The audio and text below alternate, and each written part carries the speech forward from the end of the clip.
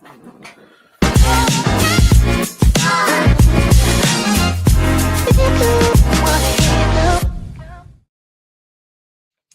evening, everybody. What's happening, guys? Cheers, y'all. Welcome to the Golfing Dads. New intro, new name, new segment. Let's just rock and roll and get right into it. Streamline some things. We have, yes.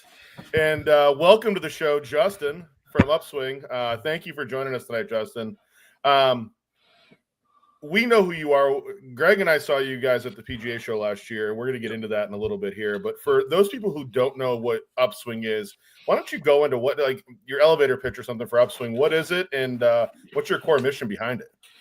Yeah, guys, thanks for having me. Really excited to be on the show, and yeah, it's good to see you guys again. Coming up on almost a year ago. So, Upswing Golf was a little passion project and turned into something pretty exciting. So we are the first ever completely adaptable set of junior golf clubs that truly grow with the golfers. So from your driver through your putter, everything unscrews. We invented a weighted adapter to maintain swing weight. So as your child grows, we don't have to keep buying more and more sets. You can keep that confidence and familiarity high with our set of clubs, but then we also add a premium element to materials such as stainless steel and titanium. We use incredibly nice, high quality shafts, but we wanted to give every junior the opportunity to have pro level equipment and try to really create engagement and lifelong, golf addicts like ourselves. And so our mission is pretty simple. We want to grow the game of golf through juniors and making massive impact and just give really high quality stuff to kids and see what they can do with it. That's so freaking cool. Yeah. Cool. So, with that, how did you first notice that gap in the junior golf equipment market that led to this idea? Yeah. It was actually this little guy up here. So that's my son, Elliot. He was about to turn 2 and I was looking for a set of golf clubs for him. And my business partner, Kevin Mayu, he's a world-class club designer and engineer. Well, he and I used to play hockey together in Dallas, and so many moons ago. But ultimately, he started working out of college as an engineer for some of the major OEMs. So he was my go-to, and I basically posed the question of, hey, I want to get my son Elliot a set of clubs. What do I look for? And so he gave me kind of the typical run-of-the-mill kids club. So I started doing my research, and very quickly I realized you either have, low quality, low price, or high quality, high price. And for, as a consumer, I'm going, well, my son's going to outgrow this quickly. I know the quality of clubs and I want that for him, but I also don't want to spend a ton of money and then it's going to be sitting in the garage somewhere, right? And so the idea kind of came to me. And so back in the day, you used to play hockey with 2-piece hockey sticks. And so you'd use a heat gun and you'd heat up the glue and put in a longer shaft or, a different blade. And I thought, so I came up with the idea. I was like, what if we did interchangeable shafts for golf clubs so you don't have this churn over and they get familiar with the same clubs? And so I called Kevin and I said, hey, I've got an idea. And his typical response is, I like the sound of this. But ultimately, when I told him, I said, what about interchangeable shafts for kids' golf clubs? And he kind of paused and he said, I can't believe nobody's done this before. And I said, well, can it be done? And another pause and he goes, yeah, we can do it. And I said, well, let's go. And so that was kind of the origination. Came really from me being a dad going, I want something better for my son that he can grow with and that. And here we are. So, I mean, that's awesome because we all have sons, and that's the big deal for us is that you buy a set of clubs and then 2 weeks later they're a foot taller. And now you have these adjustable clubs. Can you give the simple version? Because a lot of us have used adjustable drivers where you can change out the shaft and we don't change size. How does Upswing help with the growth of kids? Can you give us the simple version of how the clubs kind of work? For sure. So we look at basically two things. So obviously, kid's going to grow, but they're also going to develop in skill. And so if you go through our, real quick and easy flyover, our junior set is a 4-piece set. Let's say my son Elliot, that's what he has right now. When he outgrows it, we have what's called a growth kit. And essentially what that is for that same 4-piece set at a junior level, now we have junior varsity length shafts for those same 4 clubs. And then we add 3 clubs to the back. So now we're growing in height and we're growing their skill set around the course. From there, we do it again from a 7-piece up to our 11-piece set. And the 11-piece is a 460cc titanium driver, so max conforming with USGA, down to 3-wood, 4-5 hybrid, 6-iron, true sand wedge, and a putter. So all the tools that they're going to need to go around the golf course. And mind you, we start them with a driver. So what little kid doesn't want to hit the big ball? But at the end of the day, you're really trying to create some fundamentals. So swing plane is a big piece of that, but then making contact and creating the game of golf, making it fun for a junior is crucial. And so we opted to go, hey, we're going to do max conforming for a junior, in the 4-piece, and we're going to give them the big stick, and we're going to go have some fun with it. That's awesome. And my son loves playing golf now, and he's 4, turning 5 in a month, and he just loves going out to the course and just wants to go. He begged me to go to the PGA Tour Superstore the other day. He's 4. So I hate that. Mine was Greg Delowy home away from home. that's true. Yeah. Mine was obviously, I don't know if you may have seen it. There were some pictures. I was video online. Mine was on the golf course with me this weekend. My youngest was. So, Justin, let me ask this question. And as kids are getting more competitive and things like this, the clubs, are they conforming to USGA rules if these kids want to play US kids golf or do any of these other things? Yeah, absolutely. It's a great question. So all of our sets, lefties and righties, USGA conforming. So we got that stamp of approval this summer, actually, while we were at Pinehurst. It's pretty cool. We got to take a little tour right after they finished the sampling, and it was interesting. It took them a little bit to figure out because nobody's ever done what we've done. So they had to go into the adapter, go into club heads. It kind of threw them for a bit of a spin, but I think they had a lot of fun with it for sure.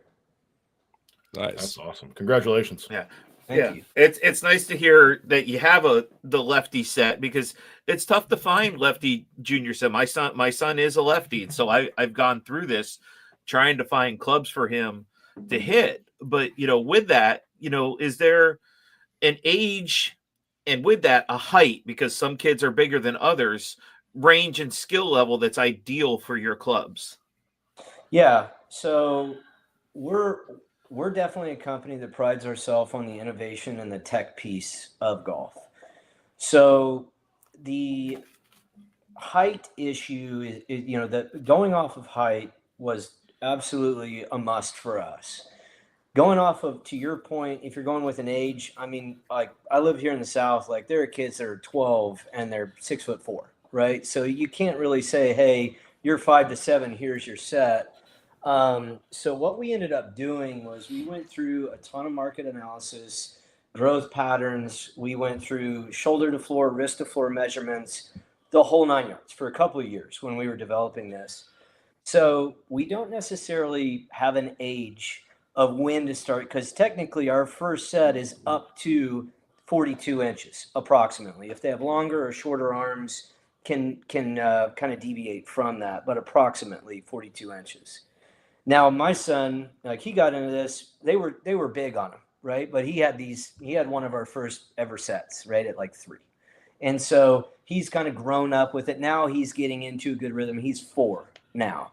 Still a touch long, but that's the beauty. He can kind of choke up on that. And then through our progression, we go up to approximately 66 inches. So I say, age range, technically I'm, 37 and I could still play, they're a little short, but I could still swing them, right? I'm not a very tall guy, but, it's definitely down on the technical aspect. We want to give a true fitting, and that fitting piece is really, really important, as you guys know.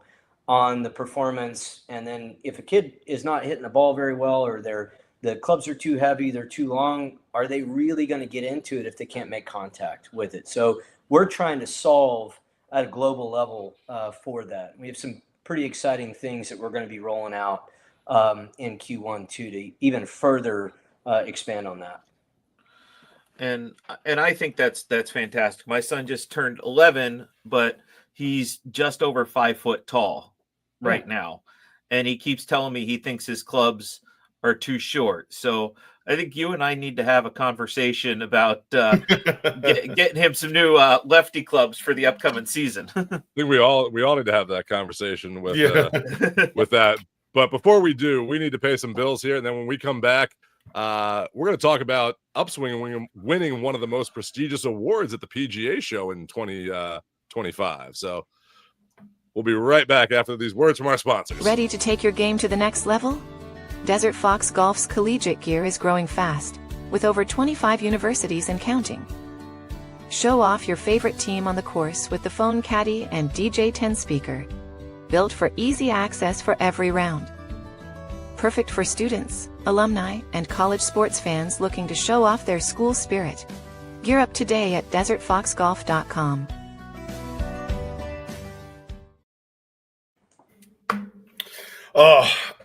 So Justin, you and I met Friday at the PGA Show, and it was late on Friday when we met. Kind of end of the day where they're starting to kick people out and like get out of here because we're all ready to pack up and go home. And you guys had just won the most innovative concept award at the PGA Show, and that's kind of a big deal. I mean, you know, they give you some like Waterford or, you know, something. Yeah. We'll say it's Waterford. Being that it was your first year at the PGA Show, what did that moment mean to you guys, you and your entire team? I mean, that honestly, it was incredible. I mean, I don't know if I can still find the words to honestly describe it. We went into the PGA Show with 2 years of really hard work, nights, weekends, you know, sampling, going through, filing patents, the whole thing, to we hope people like it, right? And so when we got the award, it was a 2 years of ridiculously difficult work, all, you know, worth it at that point. I mean, and it opened up a lot of doors for us, and you know, we're extremely proud of that award. I mean, it's a very, very big deal to us, obviously, but you know, we're hoping to back that up again this year, and I think we might have something to do it. Now, like that. In the ideal world, in the ideal world, in the back of your mind and your team's mind, did you expect to make that big of a splash in your first year there? No. No, I mean, we honestly, you know, my partner, obviously doing club design for Adams, TaylorMade, you know, Wilson, he did his own stuff as a consulting side, and he's been to the show probably a dozen times, right? And but he's always been with one of these major OEMs. So we both went into it with, you know, fingers crossed, fingers toes, like, man, please, like, let's have something here. And so we just having that, I mean, what it's done for the company, just the, you know, in the 2.5 days of going from a concept, we had an original order of 250 sets put in. We moved that north to 3,500 sets and put in an additional almost 6,000 club heads and shafts for another rollout, you know, that we're going to be doing here in probably Q1. But it just put us on the map. We had 12 countries of interest, from distributorship to direct selling into, and it was, you know, kind of as that overnight success, if you will, within the 2.5 days. So we could not have anticipated what happened. Well, that's great. I mean, we saw you last year, and now we're getting ready for 2026's show. So as your second year, what are you most excited about now going in as an experienced exhibitor?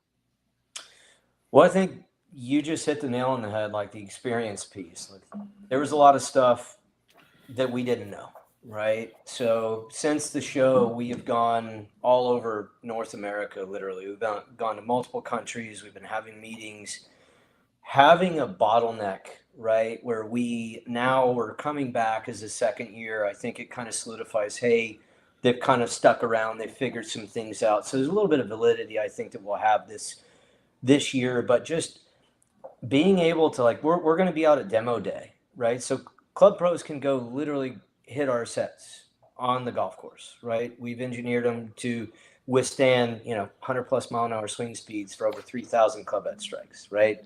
Way overkill for a kid's set, but We're having Steve test these at demo day. oh yeah, Yes, let's go. love Partly it. because Greg's also 6'4" and can't hit any of them. So That's why we're will help, But I mean, just not knowing what we didn't know, the relationships that we've forged, the people we've seen. We're excited about seeing a bunch of these people. But what we're really excited about is now, I mean, we've got a bigger booth, right? Last year we were in the inventors section, so it was a 5x10. And I know you guys came in late on Friday. There were still people buzzing around. I swear, Kevin and my wife was helping work the show. Like, we didn't sit down for 3 straight days. Like, it was exhausting. We got more people coming to help this year. We got a bigger booth. We're going to be right off of the main strip. But then we get to launch our girls line this year, and we're really, really excited about that. So awesome. yeah. Man, you took the thunder out of my next question. So I know one of the things we're looking forward to seeing at the PGA Show is our buddy Seth from Upswing. He's a good friend of ours. And but the next question I had is there anything new that you're launching this year at 2026? So, Well, before I get into the product, Seth will be there. So okay, good. You guys can, bro hug and catch up. So Steve bro hugs everybody. yeah, He owes me a Guinness. He actually owes me a Guinness for that. So I'm there you go.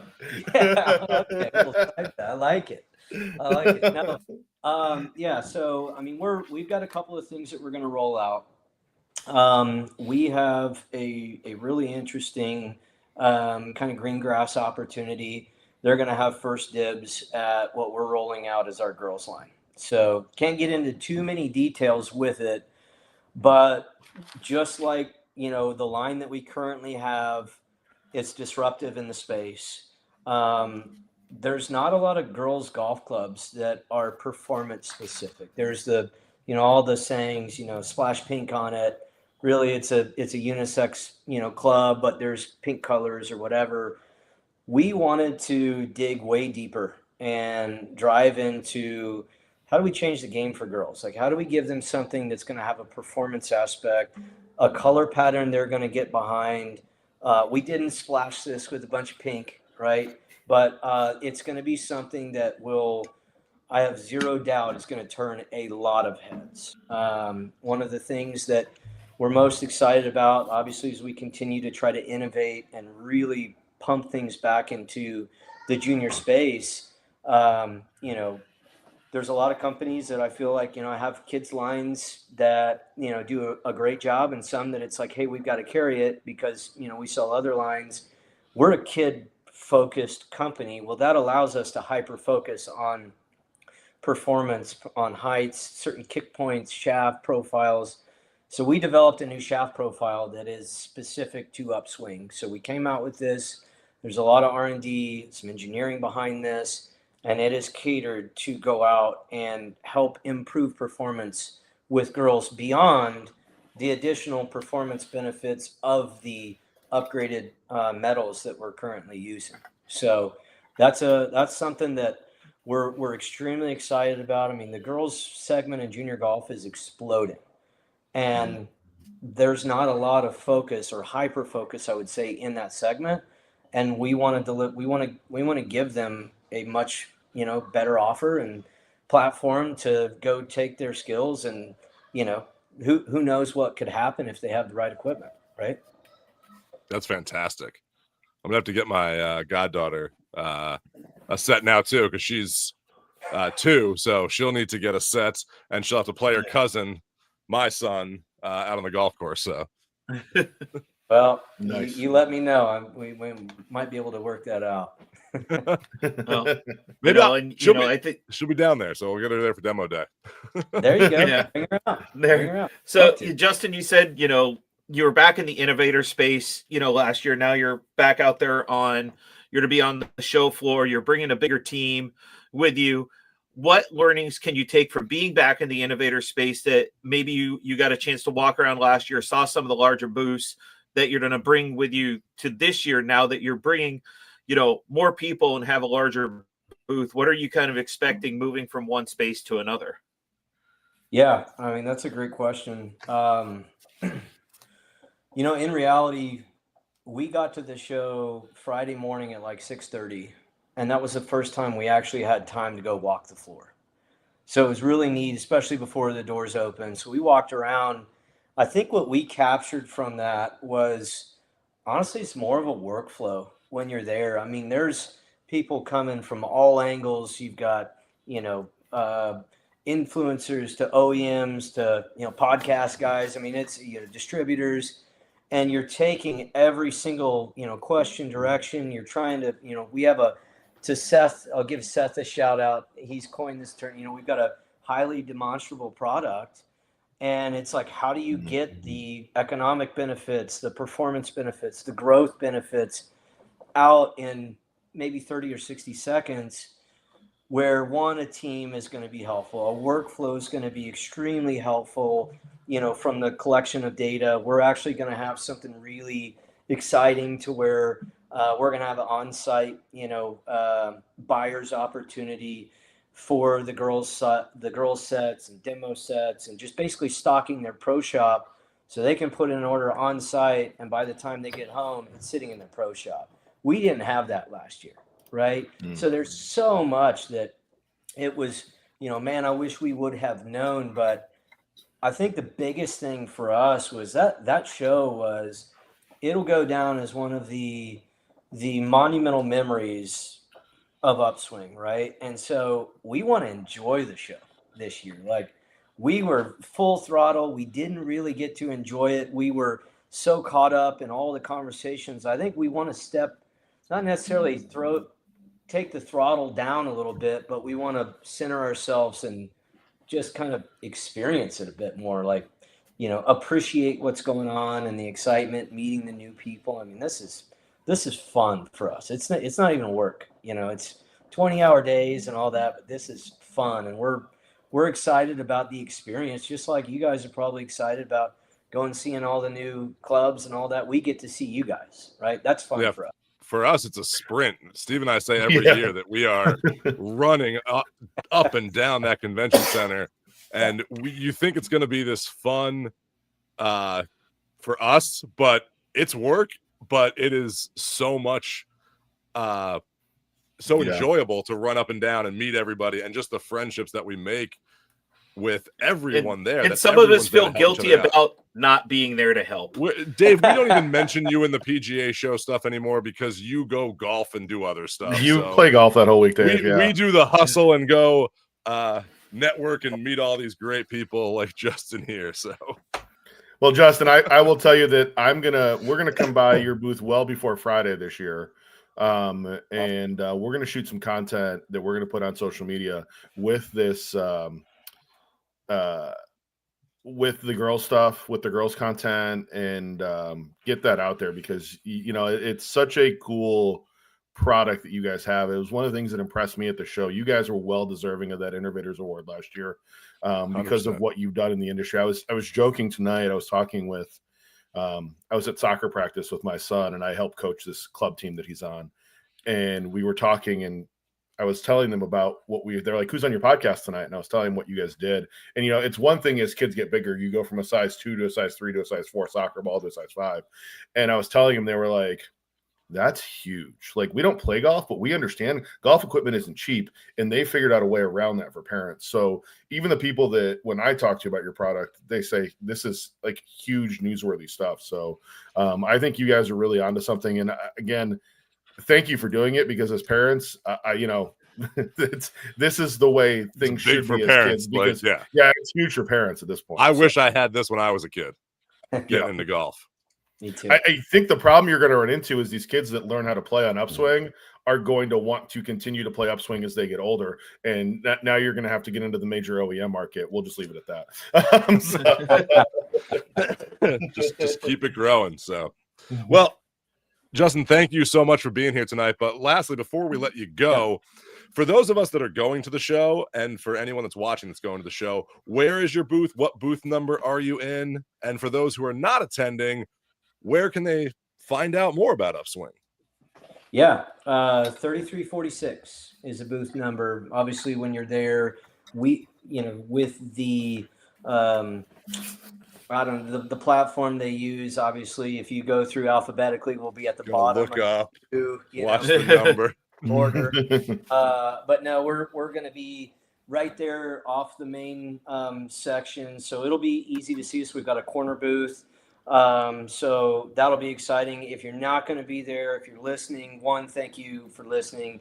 Incredible podcast, and honored to be on it. So, but upswinggolf.com. We also have Upswing Golf Clubs is our social. So check us out on Instagram. We got TikTok, Facebook, all of those things. But yeah, follow us. Come along for the journey. So we'd love to grow the game of golf with you for sure. Hey, Jerry Carey wanted us to know that he can't wait to caddy Upswing Kids on Instagram tonight. He gave us a shout out. So there you go. Thanks, Jerry. Gary is our official Upswing caddy. Love the guy. Yes. Love He's it. everyone's official caddy at this point. Yeah, right. So, Justin, thank you for joining us tonight. We really appreciate you coming on. Cheers, Justin. And we will see you in like 2 months. So can't wait to see you. Yeah. It's like 60 days. Yeah. I'm ready. Awesome. Guys, thank you so much for having me on. And thank you. See you guys. Absolutely. So, okay. Cheers. Man. So, I mean, if you are looking, this is innovative is just an understatement for this, because growing up trying to get clubs, there's not good kids clubs out there. Like there's some that make great sets and stuff that grow into it. We've had a few on the show here that have some great kid sets for when they're older. But my son, who's 4, going on 5, he's going to grow out of clubs real quick. This is a great way to get him into the game, get him clubs so that he can grow with the clubs. And that is fantastic. I can't wait to see everything that Upswing has in the coming year and at the PGA Show this year. I think Will was disappointed. I told him who was coming on tonight and things like that. And he goes, well, why haven't you talked about them before? And I'm like, well, but there's a good reason that there's timing between. We got to tell Will, like, we can't have everyone on at the same time here.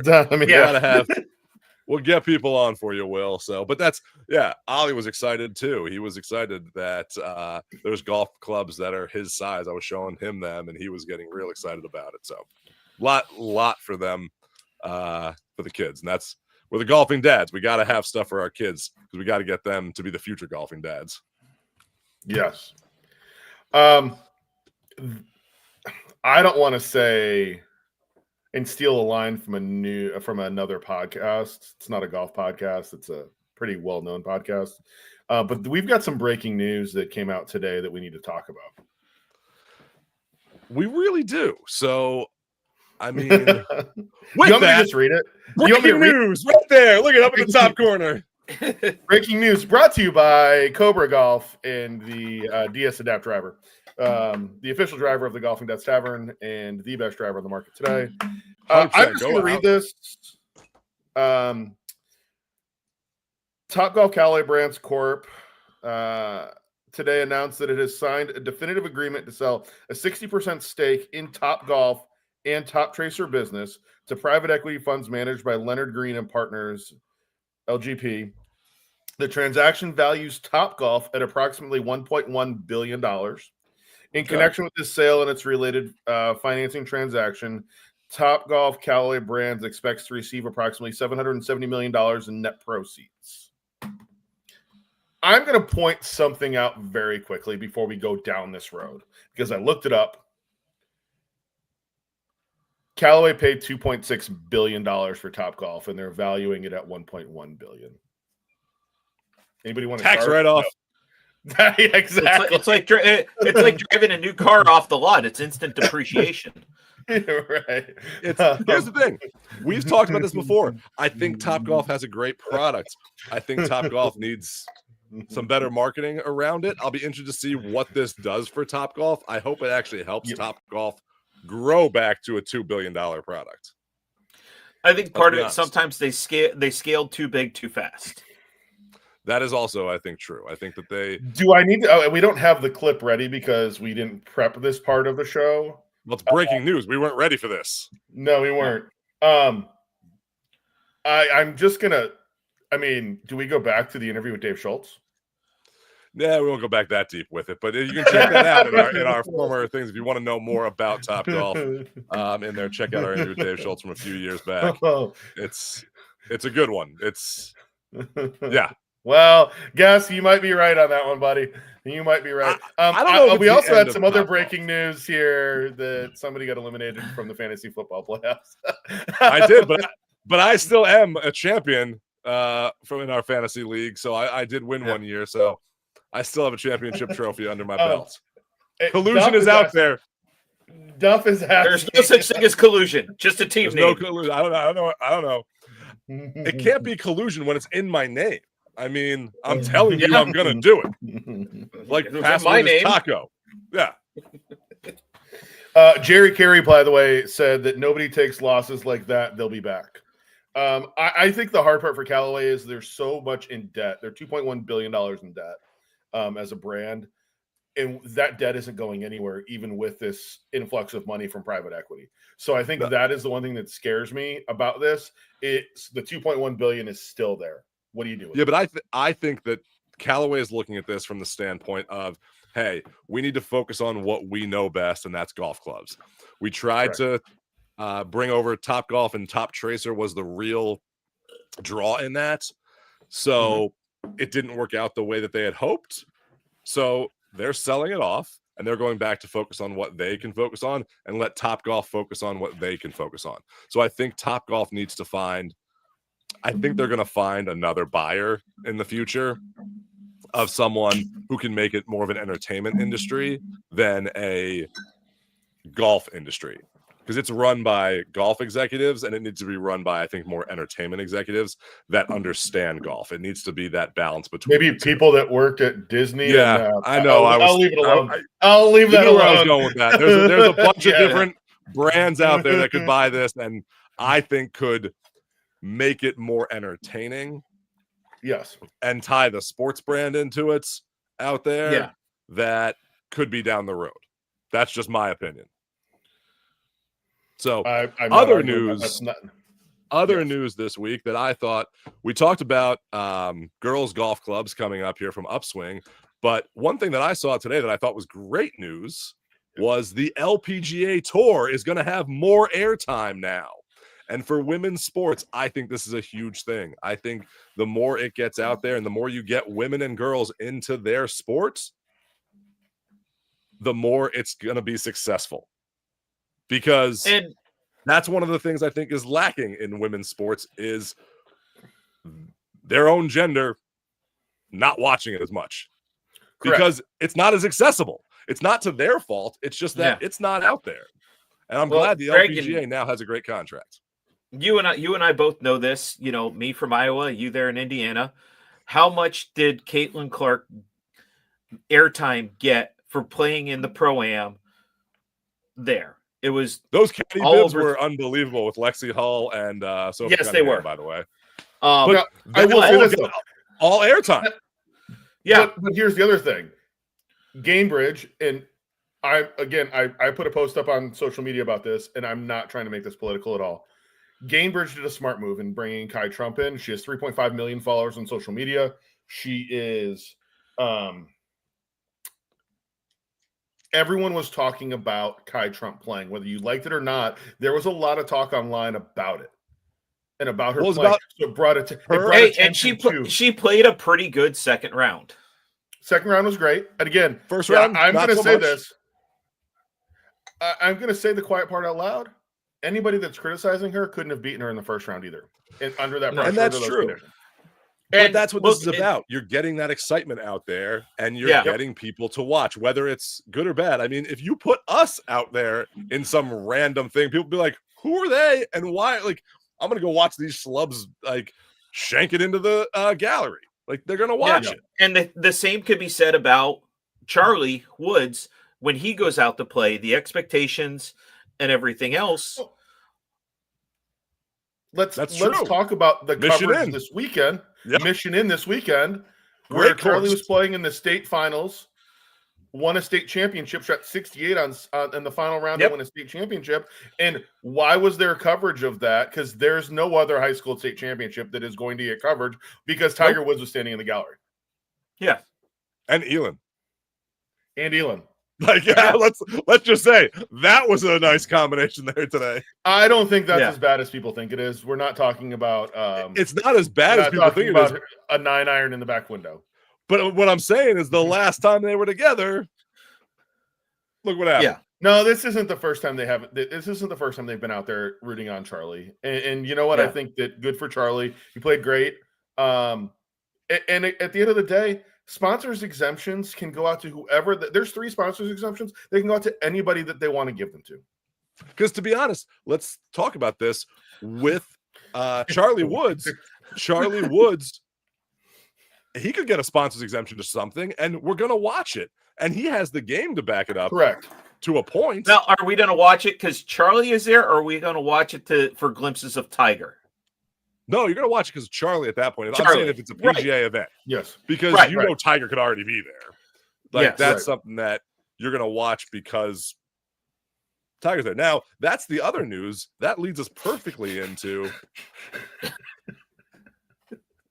OG, I can't with you. I can't, OG. Right now, that's the best comment ever. Thank you.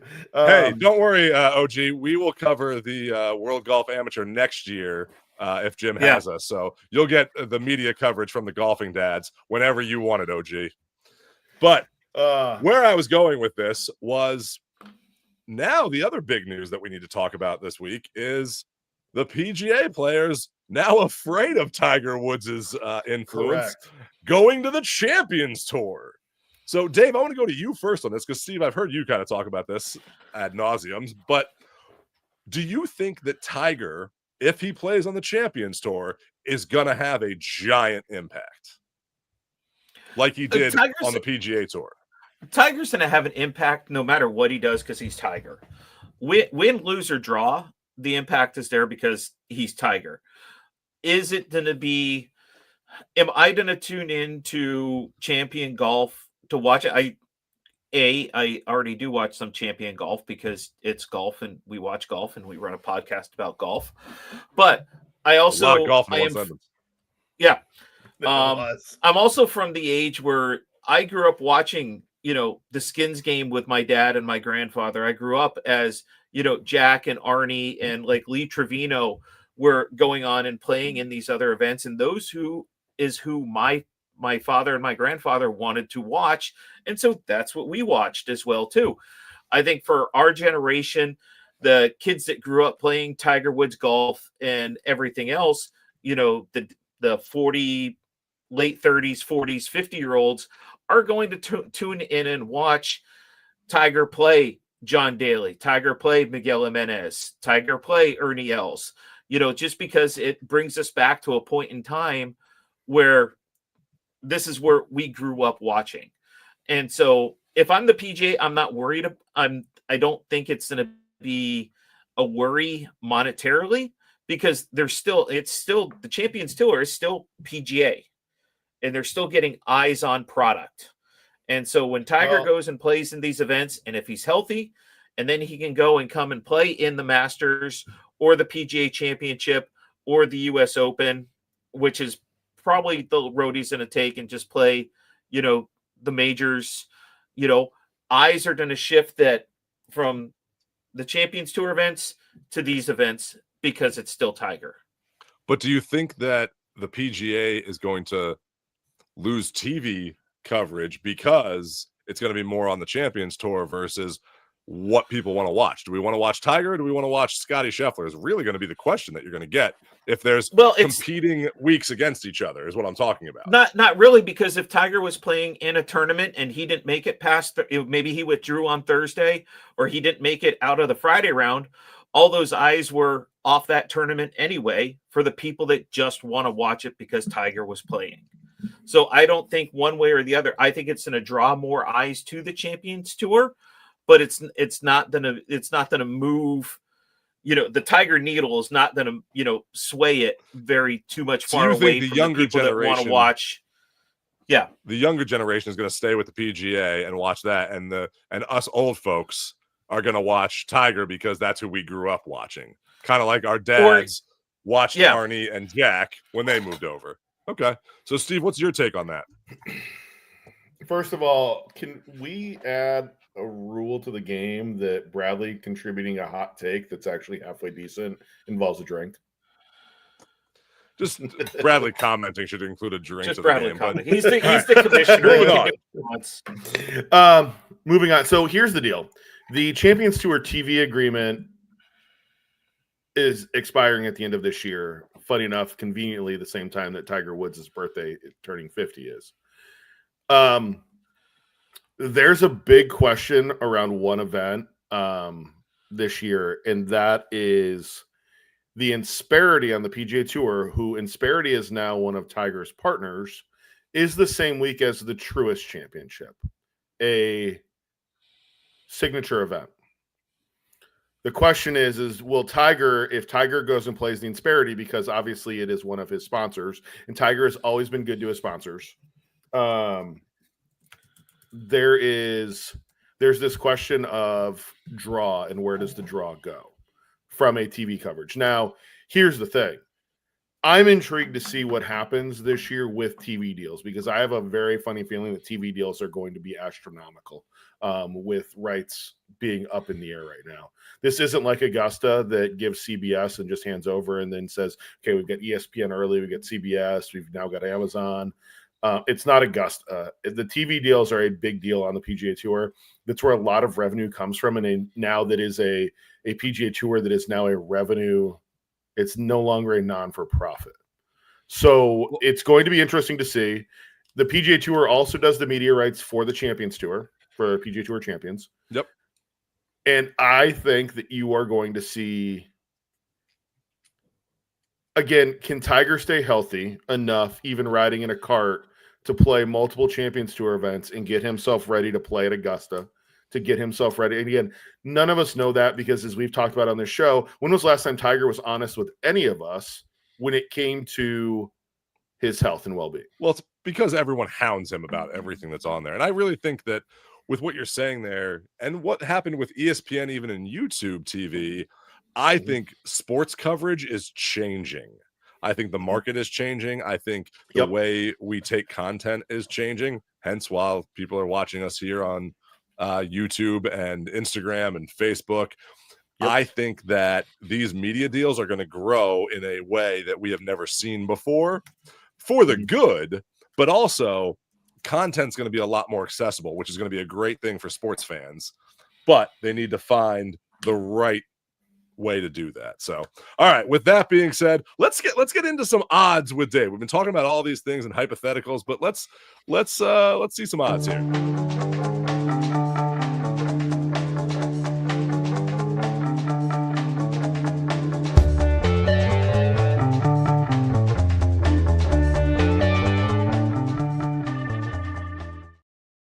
Dave, what are the odds that I win our fantasy football league? 0. Oh, okay, good. That was good to know. So yeah, I have been officially. What are the odds that you and I make another trade before this weekend? I mean, just basically, I will put this out there for anyone in our fantasy football league. Tell me who you want. My team is up for sale. Okay, wow. I do accept physical cash considerations. And I consider draft picks. I will take whiskey. I will take where you go in the draft next year. You might get a great draft pick if I get something good in return. So speaking of fantasy football, let's talk the Thursday game here, just because that's about the best odds we can get right now. We have the Bills and the Texans.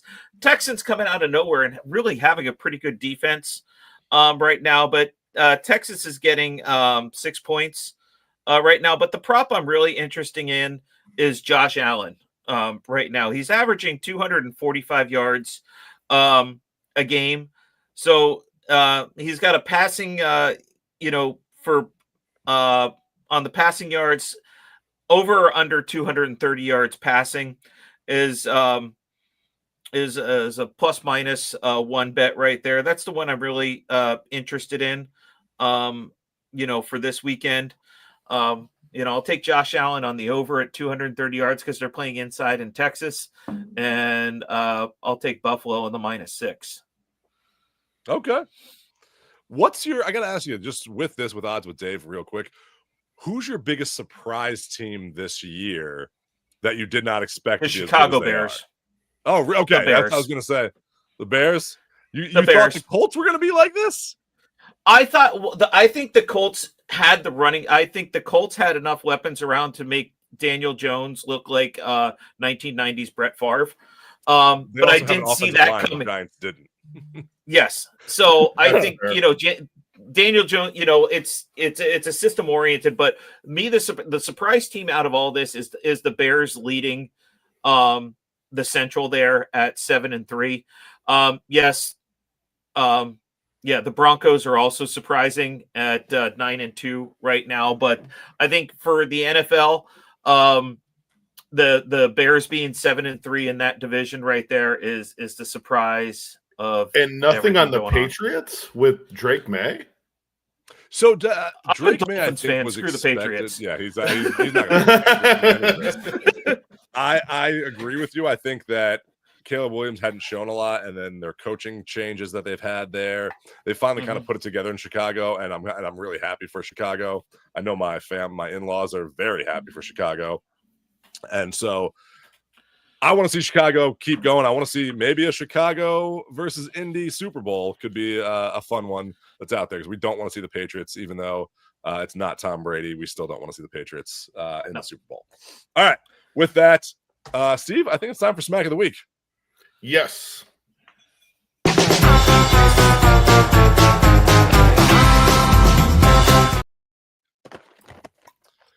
Bridgestone Mindset, Bridgestone golf balls. They have some new golf balls coming out soon. They've been hinting at that on their website, so check it out. Saw Tiger with some new golf balls. Yeah, I'm waiting because we may be getting some, so we'll just leave it at that. Yeah, that's. But get yourself some Bridgestone golf balls if you are looking for a game changer in golf balls. A Bridgestone Mindset is that game. Fuck! You okay? Hold on, we gotta see that again. Yeah, it kind of got stuck on my side. Yeah. Oh, you couldn't do that again if you tried. Dave, were you there with me the day in Hilton Head when I hit the 150 stake? Yes. With my drive. Yeah, and it came back about 50 yards. Yes. Were we out on the Trent Jones course? Were we at Trent Jones or National? No, we were over at not Palmetto Hall. Palmetto Hall. That was Palmetto Hall. The Cup course. I think it was the Cup course. Yeah, is where that was. Yeah. So, but yeah. All right. Hold on. You guys got any final thoughts? Oh yeah, we do have something to talk about. Oh, we do. We have a dead horse to beat. We have a dead horse to beat. Oh, that too. We have that too, but we have a dead horse to beat. Let's talk about Greg's first before Steve. Yeah, I got something. Gets on a I got something new. One of our sponsors. I got this off of Amazon. Hey, Greg. Yeah, it's an unboxing. It's an unboxing now. But I will say, Desert Fox has a new magnetic. Ready? Boom. Boom. Holds it right there. Check out Desert Fox. Now, I like the packaging. They did a good job on the packaging. I like the packaging. I also like, hey, I can watch Penn State football on the golf course again. And Penn State, I would like to thank Virginia Tech for saving my alma mater a few $1 billion by hiring James Franklin. And I wish James Franklin all the best because he was a phenomenal coach for Penn State and did a lot of great for us. Virginia Tech, you got a good one there. I think Virginia Tech scored. Having attended quite a few games over at Virginia Tech, I think that is a great hire for the program there. All right, Steve, final thoughts. What's your last bone to pick?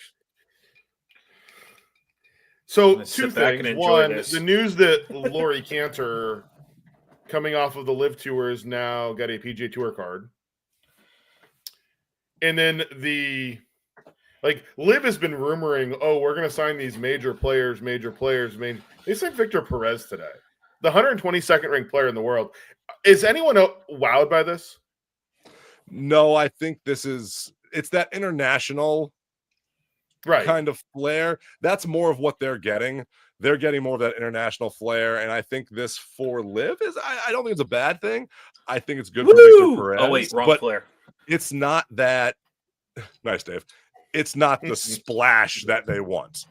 It's not this giant name that's going to move the needle. It's not a Rory. It's not a Scotty. It's not even Ricky at this point. Like, that would have really been a splash there. But I think it's good. Also, I think it's good that there is a player now that was on Live and has worked their way back to the PGA Tour. And I think this is a good path for how that should look moving forward. Now, is it a path for him because of where he is in the standings of the, this is not like prime Phil Mickelson trying to come back or John Rahm trying to come back. Let's take John Rahm right now. Does John Rahm, even though this precedent is there now for somebody to come from Live back to the PGA, does it make it harder for John Rahm because of who he is and how he ended up there? I think it just makes it more steps, and I think it's the right thing to do in the sense that he didn't come from the PGA. He went straight to Live from the DP World Tour and was kind of banned from the TD World Tour, and this is why this whole lawsuit's going on with that. But he earned his way back on the DP World Tour, getting his points to get enough to come back to the PGA Tour. That's what happened here. So I think earning your spot back on tour is the process, not just you can come back. That's why. Here's the other problem that I have with it, though. Like, you have Hudson Swafford, who's on a 5-year suspension from the PGA Tour because he's a PGA Tour member. Henrik Stenson, because he was a DP World Tour member, has paid his fines and is going to pay because he got relegated, is going to play in the DP World Tour and trying to earn his card back on the PGA Tour.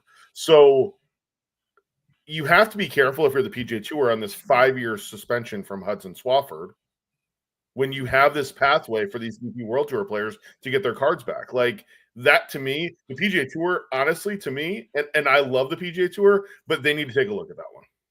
Well, I think that if you have a suspension because you were on the tour first, which in this other scenario, it's not, he wasn't on the PGA Tour, he was on the DP Tour. But if you were on the PGA Tour and you have a 5-year suspension, you go over there, your suspension runs out, and then you earn your way back. That's it. I think it's the earn your way back that is the important part to me. So it's like a show cause penalty in the NCAA. Yeah. So then tell me, what is the difference between what Hudson Swafford did and what Henrik Stenson did? And if Henrik goes back and plays the DP World Tour and finishes top 10, he gets his card back. If Henrik is still under suspension when he earns his card on DP, you would have to wait for that suspension to end. But as soon as it ends, you can come back because you have earned your way back. It's just you got to follow the guidelines that are in place. Let's see what happens because I'll be With that, cheers, everybody. Upswing, cheers. Thank you. Tonight, yes. We'll see you at the PGA Show. Check us out next week for more as we lead up to the 2026 PGA Show here on the Golfing Dads. I'm really fortunate, man. Have an opportunity to build something that's And remember, folks, use code GolfingDads to get 15% off your order at Desert Fox Golf. Also use code GolfingDads to get 15% off your order at golfish.com. Use code GolfingDads to get 20% off your order at Jacket Sunscreen, and use the Golfing Dads Tavern to get 5% off your order at FlightScope.